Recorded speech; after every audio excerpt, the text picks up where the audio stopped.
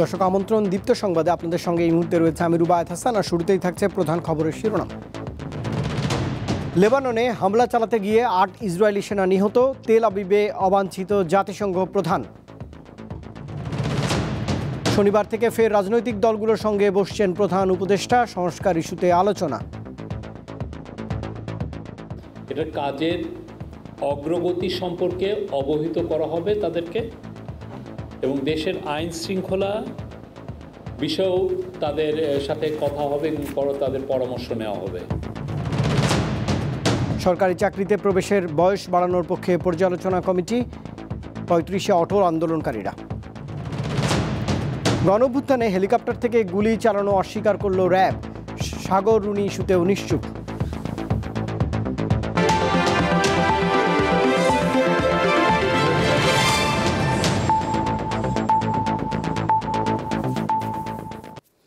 এবারে পুরো আয়োজনে যাচ্ছি। জাতিসংঘের মহাসচিব অ্যান্তনিও গুতেরেসকে অবাঞ্ছিত ব্যক্তি হিসেবে ঘোষণা করেছে ইসরায়েল। তেল আবিবের অভিযোগ, সংস্থাটির প্রধান ইরানের ক্ষেপণাস্ত্র হামলার স্পষ্টভাবে নিন্দা করেননি। ইসরায়েলি পররাষ্ট্রমন্ত্রী এক বিবৃতিতে জানিয়েছেন, যারা ইরানের নিকৃষ্ট হামলা নিঃসন্দেহে নিন্দা করতে পারে না, তারা ইসরায়েলের মাটিতে পা রাখার যোগ্য নয়। এদিকে লেবাননে স্থল অভিযান চালাতে গিয়ে শুরুতেই বিপাকে পড়েছে দখলদার ইসরায়েলি বাহিনী। হিজবুল্লাহর প্রতিরোধ যোদ্ধাদের সঙ্গে লড়াইয়ে এক কমান্ডার সহ ৮ সেনা নিহত হওয়ার কথা জানিয়েছে খোদ ইসরায়েলের প্রতিরক্ষা বাহিনী IDF। হিজবুল্লাহর পক্ষ থেকে বলা হয়েছে, দক্ষিণ লেবাননে অন্তত ৩টি গ্রামে ইসরায়েলি সেনাদের লক্ষ্যবস্তুতে পরিণত করেছে তারা। উদ্ভূত পরিস্থিতিতে জাতিসংঘের নিরাপত্তা পরিষদের বিশেষ অধিবেশন ডাকা হয়েছে।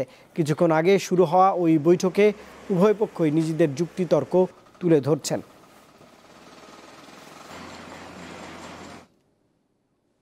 ইসরায়েলে ক্ষেপণাস্ত্র হামলার সমাপ্ত ঘোষণা করেছে ইরান।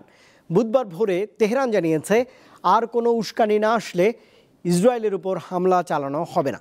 অপরদিকে তেহরানের হামলার জবাবে প্রতিশোধের অঙ্গীকার করেছে ইসরায়েল ও যুক্তরাষ্ট্র। চরম উত্তেজনা বিরাজ করছে ইরান, ইসরায়েল ও লেবানন ঘিরে।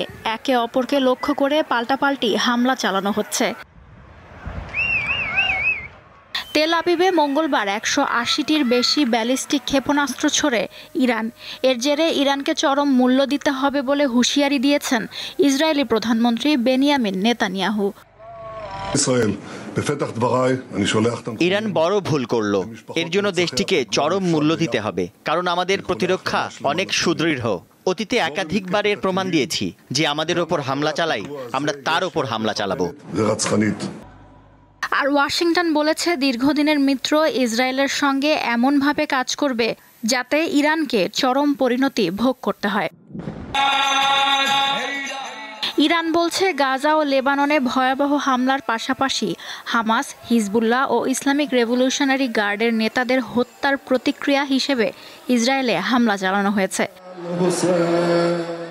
নতুন করে ইসরায়েল কোনো উস্কানি না দিলে ইরান আর হামলা করবে না বলেও জানিয়েছে দেশটির পররাষ্ট্রমন্ত্রী আব্বাস আরাকাচি।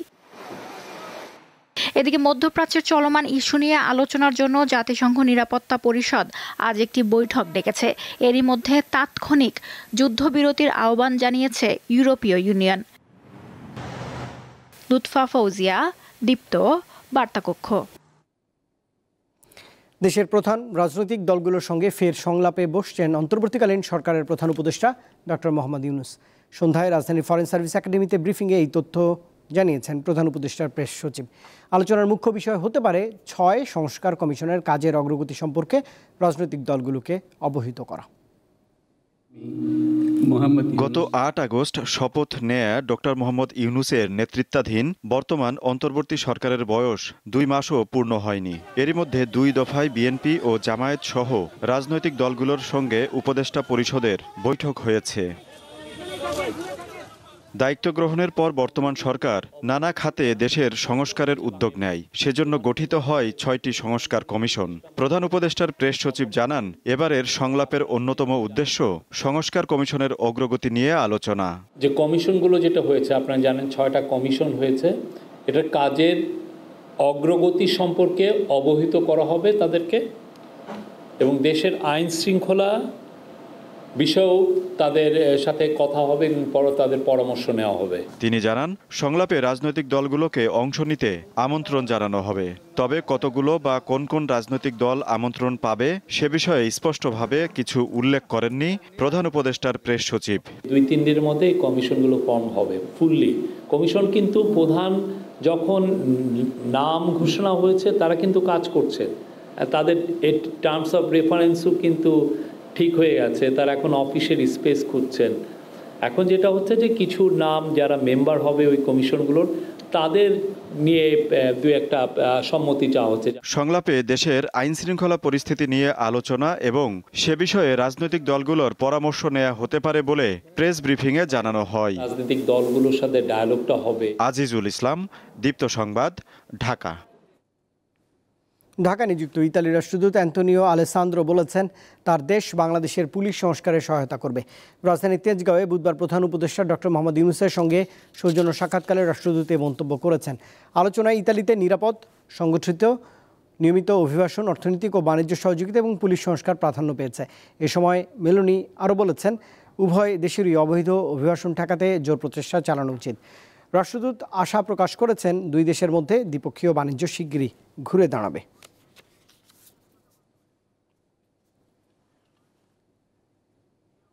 সরকারি চাকরিতে প্রবেশের বয়স সীমা বাড়ানো উচিত এমন মত দিয়ে আন্দোলনকারীদের দাবি যৌক্তিক বলে মন্তব্য করেছেন এ সংক্রান্ত সুপারিশ কমিটির আহ্বায়ক।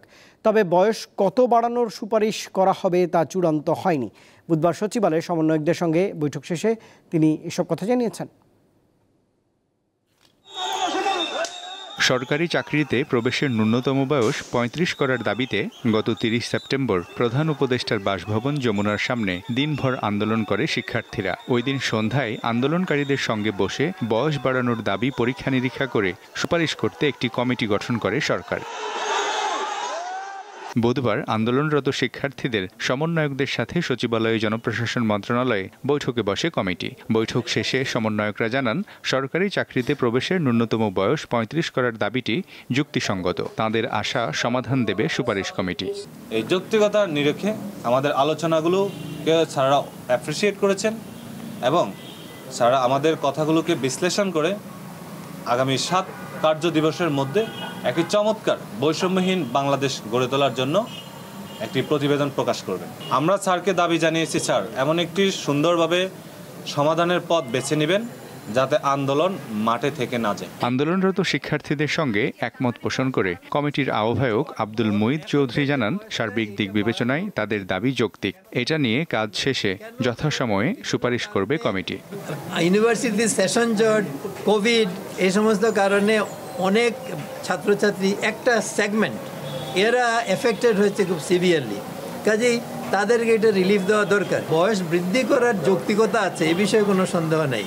এখন কতটুকু করা যা যৌক্তিক সেটা আমরা আবার সার্বিক পরিস্থিতির আলোকে চিন্তা করি। তিনি জানান, কমিটির সুপারিশ কোনো নির্দিষ্ট বছরের জন্য কার্যকর থাকবে না। এটা চূড়ান্ত হলে সরকারি চাকরিতে প্রবেশের বয়সসীমা সবসময় কার্যকর হবে। কাজে বাড়ালে এটা সকল সময়ের জন্যই করতে হবে। মিজানুর রহমান, দীপ্ত সংবাদ, ঢাকা। শেখ হাসিনার বিরুদ্ধে গণঅভ্যুত্থান চলাকালে হেলিকপ্টার থেকে ছাত্র জনতার উপর গুলি চালানো হয়নি, শুধু টিয়ারশেল ও সাউন্ড গ্রেনেড নিক্ষেপ করা হয়। রাজধানীর কারওয়ান বাজারে বুধবার ব্রিফিংয়ে একথা জানান র্যাবের আইন ও গণমাধ্যম শাখার পরিচালক। এ সময় সাগর রুনি হত্যা মামলা তদন্ত সংক্রান্ত প্রশ্ন এড়িয়ে যান তিনি। গত ২৮ সেপ্টেম্বর রাজধানীর গুলশান ২-এর একটি মুদি দোকানের ভেতর থেকে দোকানের মালিক মোহাম্মদ রফিক ও কর্মচারী মোহাম্মদ সাব্বিরের মরদেহ উদ্ধার করে পুলিশ। রুমন নামে একজনকে চট্টগ্রামের হালিশহর এলাকা থেকে ধরার পর র্যাব বলছে, পূর্ব শত্রুতা ও দোকানের মালামাল লুট করতেই এই হত্যাকাণ্ড ঘটানো হয়। তাদের সাথে চুক্তি হয়েছিল তারা রুমনকে কিছু টাকা পয়সা দিবে এবং সেই লোভেই সে মূলত এই দুজন ব্যক্তিকে কুপিয়ে হত্যা করে। দোকানের যে মালামালগুলি ছিল, বাসার যে মালামালগুলি ছিল, এগুলি পরবর্তীতে তারা উদ্ধার করে একটি ভ্যান ভাড়া করে সেগুলো সেখান থেকে নিয়ে যায়। এক প্রশ্নের জবাবে র্যাব জানায়, ছাত্র জনতার আন্দোলনে যাদের সম্পৃক্ততা আছে ভিডিও ফুটেজ দেখে তাদের গ্রেপ্তার করা হচ্ছে। হেলমেট পরে হামলা চালানো ৩০ থেকে ৪০ জনকে শনাক্ত করা হয়েছে। র্যাবের মুখপাত্র জানান, আন্দোলনের সময় হেলিকপ্টার থেকে শুধু টিয়ারশেল ও সাউন্ড গ্রেনেড নিক্ষেপ করা হয়েছে, গুলি চালানো হয়নি। অস্ত্র ইন আউট রেজিস্টার আছে, তারপর যেখানে রেজিস্টারগুলি আছে সেগুলো বিশ্লেষণ করা হয়েছে। তার মাধ্যমে আমরা কিন্তু রিপোর্ট দিয়েছি এবং সেখানে আমরা বলেছি আমরা হেলিকপ্টার থেকে শুধুমাত্র টিয়ার সেল এবং সাউন্ড গ্রেনেড নিক্ষেপ করেছি। আরেক প্রশ্নের জবাবে র্যাবের মুখপাত্র জানান, সাগর রুনি হত্যাকাণ্ড তদন্তে গঠিত টাস্ক ফোর্সকে প্রয়োজনে সহায়তা দেবে র্যাব। তবে মামলা তদন্তে নিজেদের ব্যর্থতার দায় নিতে নারাজ সংস্থাটি। এখানে উদাসীনতা বা গাফিলতি আমি এভাবে বলতে চাই না। আমি বলতে চাই যে আমাদের প্রতি যে দায়িত্ব ছিল, আমরা সেই দায়িত্বে বা আমাদের যে সামর্থ্য যতটুকু ছিল সেই সামর্থ্য সবটুকু দিয়ে আমরা চেষ্টা করে যাচ্ছি। তদন্ত করার জন্য আরও এক্সপার্টদের সমন্বয়ে একটা টিম গঠন করা হয়েছে। সেখানে যদি র্যাবের দরকার হয় র্যাব সেখানে সহায়তা করবে। পূজাকে কেন্দ্র করে যেন কোনো নাশকতা না হয় সেজন্য ব্যবস্থা নেওয়ার কথা জানিয়ে র্যাব বলছে, প্রতিমা বিসর্জনের দিন নিরাপত্তা আরও জোরদার করা হবে। তানভীর খন্দকার, দীপ্ত সংবাদ, ঢাকা।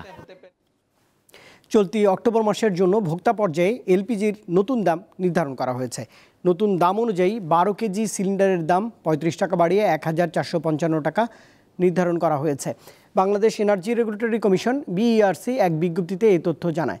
নতুন এই দাম সন্ধ্যা 6টা থেকেই কার্যকর করা হয়েছে। এর আগে সেপ্টেম্বর মাসে 12 কেজির এলপিজি সিলিন্ডারের দাম ছিল 1421 টাকা। তার আগের মাসে ছিল 1377 টাকা।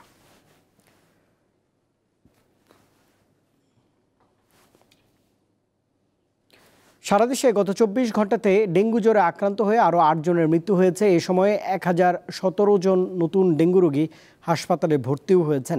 এ নিয়ে চলতি বছর মশাবাহিত এই রোগে মৃতের সংখ্যা বেড়ে দাঁড়িয়েছে 174 জনে। এছাড়া এবছর এখন পর্যন্ত ডেঙ্গুতে মোট আক্রান্তের সংখ্যা বেড়ে দাঁড়িয়েছে 33,099 জন। সন্ধ্যায় স্বাস্থ্য অধিদপ্তরের ডেঙ্গু বিষয়ক নিয়মিত প্রতিবেদনে এসব তথ্য জানানো হয়েছে।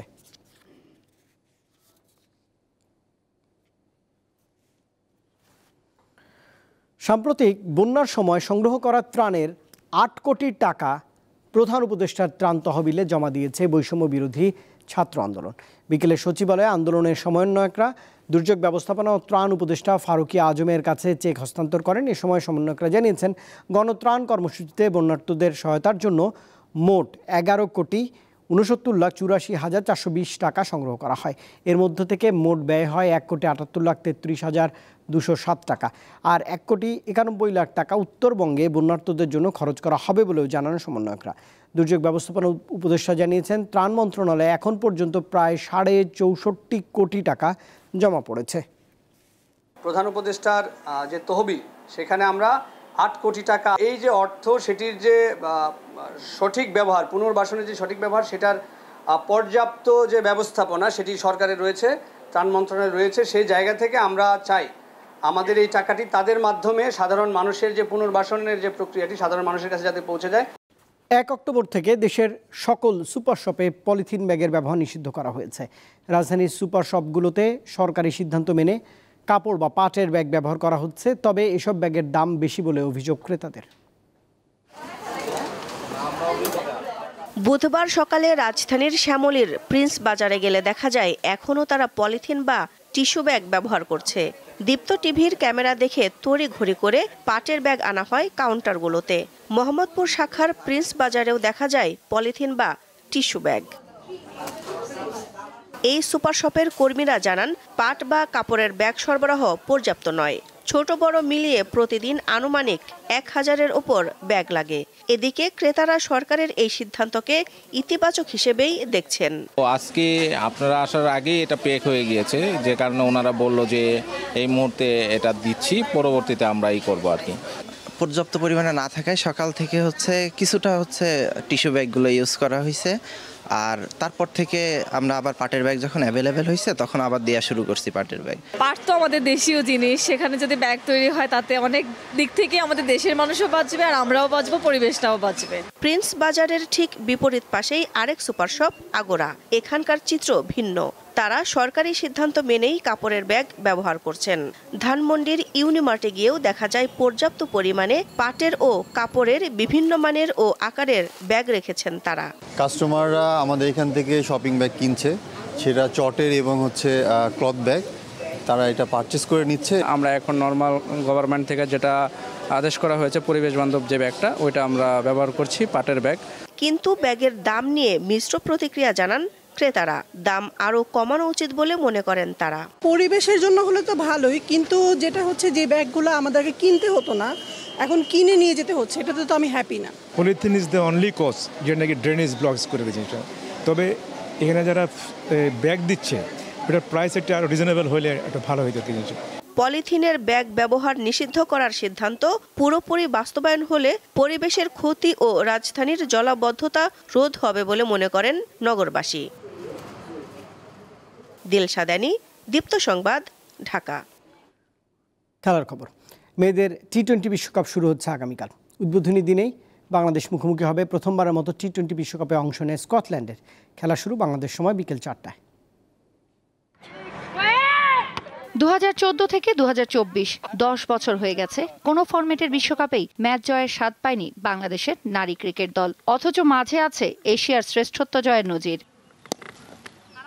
ঘরের মাটিতে আবারও বিশ্বকাপের আসর বসবে, আবারও ম্যাচ জিতবে বাংলাদেশের মেয়েরা, এমন স্বপ্ন ছিল দলের। তবে পরিবর্তিত রাজনৈতিক পরিস্থিতিতে তা হচ্ছে আরব আমিরাতে। তারপরও জয়ই এখন বাংলাদেশ দলের একমাত্র লক্ষ্য। আমরা যদি স্পিনাররা যদি আমরা একটা ভালো একটা ফাইট দিতে পারি, ভালো একটা স্কোর দিতে পারি, আমাদের ব্যাটাররা আরো ভালো করতে পারবে। অবশ্যই আমিও সেই আশাটাই করি, আমরাও সেই প্রত্যাশা করছি যে আমরা ভালো ক্রিকেটটা খেলতে পারি, আমরা যদি 3টা ডিপার্টমেন্টে যদি ভালো করতে পারি, কেন না আমরাও অবশ্যই সেমিফাইনাল দেখার স্বপ্ন দেখি। সবাইকে বলছি, ইভেন এটাই বলতেছি যে আগে দেশ, এখন আর পার্সোনালি কিছু নাই, এখন হচ্ছে দেশ। আমরা বিগত 3-4 ইয়ার কোনো ম্যাচ জিতি নাই, তো আমরা এবার টার্গেট নিচ্ছি 2-3টা ম্যাচ জিতে অ্যাটলিস্ট সেমিফাইনাল পর্যন্ত যাওয়া। দলে এবার তারুণ্যের আধিক্য, তারপরও অভিজ্ঞতার ঘাটতি নয়, বরং বড় সাফল্য এনে দিতে উজ্জীবিত সকলে। আসলে বাংলাদেশের প্রতিনিধিত্ব করবো আবার বিশ্বকাপের মতো বড় মঞ্চে, আসলে এটা অনেক বড় পাওয়া আমার কাছে। আমি নিজেকে এভাবে প্রিপেয়ার করতেছি, যখনই সুযোগ পাবো দেশের ভালো কিছু করার জন্য ট্রাই করবো। অবশ্যই আমার রোলটা যখন থাকবে ম্যাচ সিচুয়েশনে যে রোলটা আমার প্লে করতে হবে, অবশ্যই ইনশাল্লাহ ডুয়ারটার চেষ্টা করবো, বেস্টটা দেওয়ার চেষ্টা করবো। আমরা তো ফার্স্টে দেখবো যে ডে বাই প্রথম match, second match, third match এরকম করে আগাবো ইনশাল্লাহ। আমাদেরও ইচ্ছা আছে যে সেমিফাইনাল পর্যন্ত আগে যাই, তারপরে বাকিটা উপরে লাগছে দেখা যাবে আর কি। জয় দিয়ে প্রস্তুতি শেষ করেছে বাংলাদেশের মেয়েরা, তাই মানসিকভাবে চাঙ্গা থাকারই কথা সবার। জয় দিয়েই আসর শুরুর মন্ত্রে দেশ ছাড়া টাইগ্রেসরা এবার প্রস্তুত স্কটল্যান্ড বধে। তৌসিয়া ইসলাম, দীপ্ত স্পোর্টস। বাংলাদেশ ফুটবল ফেডারেশনের সভাপতি হিসেবে কাজী সালাউদ্দিনের শেষ 4 বছরের মেয়াদকাল শেষ হচ্ছে আগামীকাল। মোট 16 বছর বাফুফের প্রধান হিসেবে থাকলেও উন্নতির বদলে দেশের ফুটবলের মান তলানিতে গিয়ে ঠেকেছে তার সময়কালে। এমনকি আন্তর্জাতিক ফুটবলে কাটিয়েছে নির্বাসনও। মারাত্মক আর্থিক অনিয়মের অভিযোগ ওঠে ফেডারেশনের কর্মকর্তাদের বিরুদ্ধেও। অনেক স্বপ্ন আর আশার জাল বুনে নায়ক এসেছিলেন মঞ্চে, তাকে ঘিরে প্রত্যাশার বেলুনও ফুলে উঠে। দেশের মৃতপ্রায় ফুটবল আবারও জেগে ওঠার পথ খুঁজে পেয়েছে মনে করেছিলেন অনেকে, কিন্তু বাস্তবতা মাপকাঠিতে সবটাই ফিকে। আমরা ইন্টারন্যাশনাল ম্যানেজমেন্ট সিস্টেম বা ইন্টারন্যাশনাল ফুটবলের গ্রাফের সাথে আমরা নিজেদেরকে মার্চ করাতে পারিনি, এটা আমাদের সবচেয়ে বড় ব্যর্থতা। প্রিমিয়ার লিগটা নিয়মিত হচ্ছে, ঘরোয়া ফুটবলের শীর্ষ স্তর একটা কাঠামো পেয়েছে ফুটবলে, এটাই যা স্বস্তি। যদিও বছর বছর ক্লাব কমে যাচ্ছে, আছে ভেন্যু সমস্যা। 16 বছরের কথা চিন্তা করি, জেলার ফুটবল কিন্তু আসলে নাই বলতেই চলে, এবং পাইনিয়র লিগটা তেমন ভাবে নিয়মিতভাবে হয়নি। স্কুল ফুটবলটার কোনো অস্তিত্ব এখন আপাতত নেই। সালাউদ্দিন আমলে জাতীয় দলটাই সবচেয়ে বেশি নিরাশ করেছে। তার সময়ে বাংলাদেশ একবারও সাফের ফাইনাল খেলতে পারেনি। ফিফা র্যাঙ্কিং এ অবস্থান 186 নম্বরে। যেভাবে ফুটবলকে রেখে যাচ্ছেন বা উনি যা নিয়ে যাচ্ছেন আপ টু দ্য মার্ক না, এবং আর্থিক ব্যাপারটাও যদি আমরা দেখি সবকিছু মিলে সেটাও আপ টু দ্য মার্ক না। সালাউদ্দিনের 16 বছর তথা শেষ 4 বছরের মেয়াদকালে বড় একটা কালির দাগ হয়ে থাকবে ফিফার আর্থিক অনিয়মের অভিযোগে বাফুফে সাধারণ সম্পাদক আবু নাইমের 2 বছর নিষেধাজ্ঞা। এটা তো ফুটবলের জন্য একটু ব্যর্থতা, এটা সত্য কথা, কিন্তু এটা তো ফিফা সম্পূর্ণ তদন্ত করেছে, ফিফা যেটা পেয়েছে সত্যতা তুলে ধরেছে। থাকবেই, কাজ করতে গেলে ব্যর্থতা থাকবেই, সফলতা থাকবেই। ফুটবলের জন্য এখন পর্যন্ত একটা নিজস্ব স্টেডিয়াম হয়নি। সংস্কার নামে বঙ্গবন্ধু স্টেডিয়াম অকার্যকর আছে 3 বছর ধরে। প্রতিশ্রুতি দিয়েও সালাউদ্দিন পারেননি আধুনিক কোনো একাডেমি করতে। মোহাম্মদ হাসিব, দীপ্ত স্পোর্টস, ঢাকা। অস্কারের আগামী 97তম আসরের জন্য বেস্ট ইন্টারন্যাশনাল ফিচার ফিল্ম বিভাগে বাংলাদেশ থেকে লড়বে ইকবাল হোসেন চৌধুরীর বুসানজয়ী চলচ্চিত্র বলি দ্য রেসলার। বুধবার এক সংবাদ বিজ্ঞপ্তিতে 97তম অস্কার বাংলাদেশ কমিটি এই বিষয়টি নিশ্চিত করেছে। বাংলাদেশ সরকারের অনুদানে সাগরপাড়ের গল্প নিয়ে নির্মিত চলচ্চিত্রটিতে অভিনয় করেছেন নাসিরুদ্দিন খান, AKM ইতমাম, প্রিয়াম অর্চি, এঞ্জেল নূর সহ আরও অনেকেই। অস্কারে পাঠানোর আগে এই অক্টোবরে এই ছবিটি দেশের প্রেক্ষাগৃহে মুক্তিও পাবে। এর আগে কোরিয়ান বুসান চলচ্চিত্র উৎসবের 28তম আসরে নিউ ক্যারেক্টার্স বিভাগে পুরস্কার জিতেছে বলি দ্য রেসলার।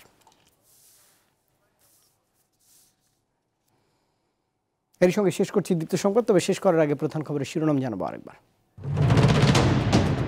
লেবাননে হামলা চালাতে গিয়ে 8 ইসরায়েলি সেনা নিহত, তেল আবিবে অবাঞ্ছিত জাতিসংঘ প্রধান। শনিবার থেকে ফের রাজনৈতিক দলগুলোর সঙ্গে বসছেন প্রধান উপদেষ্টা, সংস্কার ইস্যুতে আলোচনা। সরকারি চাকরিতে প্রবেশের বয়স বাড়ানোর পক্ষে পর্যালোচনা কমিটি, 35-এ অটল আন্দোলনকারীরা। গণঅভ্যুত্থানে হেলিকপ্টার থেকে গুলি চালানো অস্বীকার করল র্যাব, সাগর রুনি ইস্যুতে 19 চুপ।